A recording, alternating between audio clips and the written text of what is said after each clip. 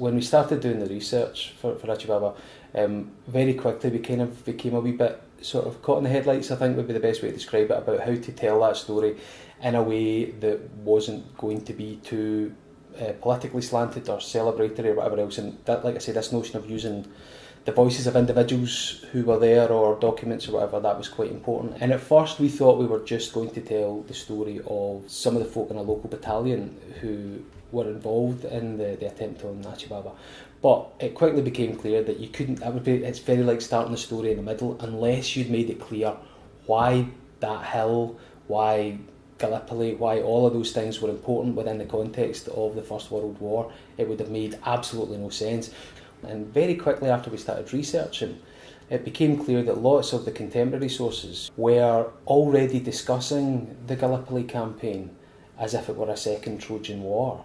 It was almost being branded and marketed, I suppose is how we would understand it now. But to recognise that in fact it's always been like that was really interesting. The ships themselves were on a number of occasions in different articles and places, spoken about as if they were the wooden horse, right? And it was, these ships were built literally at the bottom of the street that were at the building we're sitting in right now in Port Glasgow, and there was obviously a terrible irony about the fact that in many circumstances the men who built the ships then sailed on them to Gallipoli. So there are circumstances where that happened. But yes, from a local perspective, it was important that we also recognised not just the sacrifice of the individuals that had been made, but also the notion that the rest of the community was also engaged in the war effort.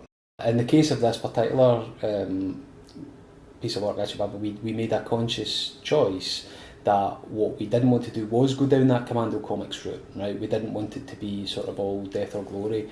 So yeah, we made a choice that there were some fairly graphic moments. The feedback that we got from a lot of schools, in particular around second, third, fourth year, and from teachers and librarians included, was that was a good thing. That was something which had chimed with the readers.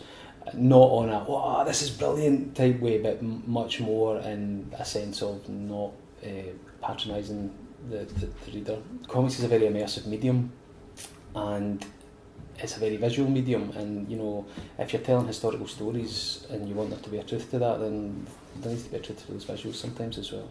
For us particularly, what I like about what we've been doing over the last few years with comics and graphic novels is that it's a good gateway for people, and it's a good way of engaging folk who may not be interested in traditional historical documents or websites or publications, but enjoy the immediacy and the immersion of a graphic novel where they can just get straight into it, and it's not even that it's a lighter read, right?